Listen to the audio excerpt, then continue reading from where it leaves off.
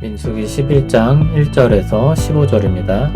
키워드는 불평의 광야, 불평을 이기는 비결, 싸움과 승리입니다.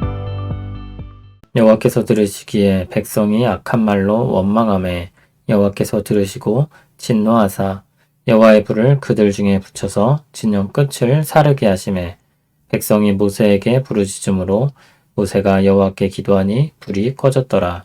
그곳 이름을 다베라라 불렀으니 이는 여호와의 불이 그들 중에 붙은 까닭이었더라. 그들 중에 섞여 사는 다른 인종들이 탐욕을 품음에 이스라엘 자손도 다시 울며 이르되 누가 우리에게 고기를 주어 먹게 하랴. 우리가 애굽에 있을 때에는 값없이 생선과 오이와 참외와 부추와 파와 마늘들을 먹은 것이 생각나거늘 이제는 우리의 기력이 다하여 이 만나 외에는 보이는 것이 아무것도 없도다 하니 만나는 가시와 같고 모양은 진주와 같은 것이라. 백성이 두루다니며 그것을 거두어 맷돌에 갈기도 하며 절구에 찢기도 하고 가마에 삶기도 하여 과자를 만들었으니 그 맛이 기름 섞은 과자 맛 같았더라. 밤에 이슬이 진영에 내릴 때 만나도 함께 내렸더라. 백성의 온 종족들이 각기 자기 장막 문에서 우는 것을 모세가 들으니라. 이러므로 여호와의 진노가 심히 크고 모세도 기뻐하지 아니하여 모세가 여호와께 여짜오되 어찌하여 주께서 종을 괴롭게 하시나이까. 어찌하여 내게 주의 목전에서 은혜를 입게 아니하시고 이 모든 백성을 내게 맡기사 내가 그 짐을 지게 하시나이까. 이 모든 백성을 내가 배웠나이까. 내가 그들을 낳았나이까. 어찌 주께서 내게 양육하는 아버지가 젖 먹는 아이를 품듯 그들을 품에 품고 주께서 그들의 열조에게 맹세하신 땅으로 가라 하시나이까. 이 모든 백성에게 줄 고기를 내가 어디서 얻으리이까. 그들이 나를 향하여 울며 이르되 우리에게 고기를 주어 먹게 하라 하온즉 책임이 심히 중하여 나 혼자는 이 모든 백성을 감당할 수 없나이다. 주께서 내게 이같이 행하실진대 구하옵나니 내게 은혜를 베푸사 즉시 나를 죽여 내가 고난당함을 내가 보지 않게 하옵소서. 아멘. 오늘부터 다시 민수기를 보기 시작하겠습니다. 백성의 수를 세고 진영을 짜고 질서를 갖춰서 움직일 수 있게 했습니다. 준비를 마친 이스라엘이 출발합니다. 그게 10장까지의 내용입니다. 출발해서 가나안을 향해 가는 여정이 시작됩니다. 시작은 굉장히 좋았는데 얼마 지나지 않아 문제가 생깁니다. 오늘 말씀 1절을 보면 악한 말로 원망했다고 했습니다.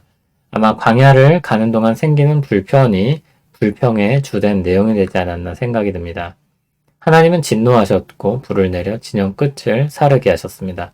백성이 모세에게 부르짖었고 모세는 기도했고 불이 꺼졌습니다. 그것을 다베라라고 부르게 되는데 불태운다는 뜻입니다. 이와 같은 패턴이 반복되게 됩니다. 4절부터는 기브롯 핫다아와에서의 불평입니다. 섞여 사는 다른 인종들이 이 불평을 주도했습니다. 애굽에서 나올 때 함께 나왔던 이방인일 것입니다. 이스라엘 백성들은 그들에게 동조해서 함께 불평을 하게 됩니다. 그들은 애굽에 있을 때를 그리워하며 불평했습니다. 지금의 불편과 어려움이 과거를 좋아 보이게 했습니다. 그들은 애굽의 음식들을 값없이 먹었다고 했습니다. 사실 값없이 먹진 않았습니다. 그들이 노예 생활을 하면서 그 대가로 받아먹었던 음식들입니다. 게다가 이스라엘이 하나님께 부르짖었던 것을 생각해보면 이들의 불평은 합리적이지 않습니다. 그저 지금의 어려움이 싫은 것입니다. 그들은 만나도 불평합니다. 처음에는 얼마나 감사하고 놀라웠을까요? 심지어 만나로는 다양하게 요리를 해서 먹을 수도 있었습니다. 그러나 일상의 은혜는 쉽게 잊혀졌습니다.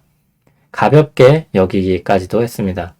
이들의 불평은 모세에게도 영향을 주었습니다. 모세는 하나님께 기도하면서 백성이라는 짐을 자신이 지었다고 했습니다. 자신은 더 이상 감당할 수 없다고 했습니다. 그래서 은혜를 베풀어 달라고 요청을 합니다. 그가 요청한 은혜는 무엇입니까? 죽음입니다. 지금 공경을 벗어나 차라리 죽는 것이 낫다는 것입니다. 불평의 광야가 시작되었습니다. 불평은 만족하지 못하는 마음에서 옵니다. 얼마나 가지면 만족할 수 있을까요? 얼마나 누리면 만족할 수 있을까요? 인간의 탐욕은 어디서 멈출 수 있을까요? 인간의 죄성은 결코 멈추지 않습니다. 모든 것을 갉아먹어서 자신을 태워버릴 때까지 멈추지 않습니다. 욕망은 끝이 없는 것입니다. 신자들도 이 욕망에 사로잡히면 감사하며 자족하는 삶을 잃어버립니다. 이스라엘 백성들에게 광야에서의 어려움이 분명 있었지만 하나님은 그들을 충분히 생활할 수 있도록 했고 새로운 땅을 향해 나아갈 수 있도록 인도하셨습니다. 기적적인 은혜를 베푸셔서 애굽을 나오게 하셨습니다. 나올 때 빈손으로 나오게 하지 않으셨습니다. 마치 전쟁에서 승리한 군대가 전리품을 가지고 나오듯이 나오게 하셨습니다. 조직을 갖추고 민첩하고 효율적으로 움직이도록 하셨습니다. 구름 기둥과 불 기둥으로 보호하셨습니다. 재배하고 관리할 필요도 없는 만나를 매일같이 내려주셨습니다. 그러나 그들이 욕망에 사로잡혀 불평이 그들의 생각을 지배하자 눈물을 흘리며 부르짖던 과거가 미화되기까지 합니다. 그때가 참 좋았었는데 사실 전혀 좋지 않았습니다. 그래서 부르짖었던 것입니다. 그런데 지금 불평에 마음이 사로잡힐 때 그렇게 된 것입니다. 신자가 하나님 안에서 만족하는 것을 잃어버리면 주신 은혜와 누릴 선물들이 있음에도 불평하고 불평할 뿐입니다. 사도 바울은 내게 능력 주시는 자 안에서 모든 것을 할 수 있다고 했습니다. 모든 것이 무엇입니까? 홍부에 처할 수도 있고 비천에 처할 수도 있고 언제나 감사하며 사는 것입니다. 어떻게 그럴 수 있을까요? 비천에 처하는데 어떻게 감사할 수 있을까요? 비천에 처해도 하나님이 변함없이 자신과 함께 하심을 믿기 때문입니다. 그래서 주 안에서 기뻐하라고 했습니다. 그게 바울의 비결입니다. 주 안에 있다는 그 사실을 알고 그 믿음이 가슴 깊이 새겨질 때 모든 어려움을 이기고 언제나 만족할 수 있습니다. 생각, 염려, 필요 모든 것을 주님이 적절하게 채워주실 것을 믿을 수 있습니다. 이 기쁨을 얻기 위해 할 일이 있습니다. 기도하며 구하는 것입니다. 그리고 말씀을 통해 우리와 함께 하시는 그리스도를 묵상하는 것입니다. 바이러스가 침투하는 것은 아니지만 불평하는 생각이 말을 통해서 들어오고 우리 생각에 영향을 주고 우리 마음을 지배합니다. 마귀는 그 기회를 놓치지 않습니다. 언제든지 낚아챌 기회를 잡기 위해 준비하고 있기 때문입니다. 그러나 우리 안에 성령님이 계십니다. 그분이 하나님으로서 졸지도 주무시지도 않는다는 사실을 잊지 마시길 바랍니다. 우리는 마귀의 공격에 무방비로 노출되지 않습니다. 주님의 보살핌과 도우심이 있습니다. 그로 인해 죄에 대해 저항하는 마음이 생깁니다. 유혹을 깨닫는 마음이 있습니다. 성령님을 따라 행하려고 할 때 약한 우리에게 강한 능력이 발휘됩니다. 죄와 싸워 이길 능력입니다. 주님이 우리와 함께 하심을 기억하며 주 안에서 승리하는 우리 되길 소원합니다.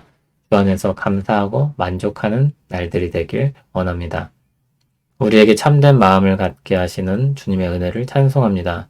새 마음을 주셔서 죄악을 깨닫게 하시고 싸워 이기게 하시는 은혜를 찬송합니다. 불평하는 생각과 마음이 일어날 때 우리를 지켜주시고 깨어있게 하옵소서. 감사할 것들을 잊지 않게 하시고 주 안에서 즐거워할 수 있게 하옵소서. 예수님 이름으로 기도합니다. 아멘.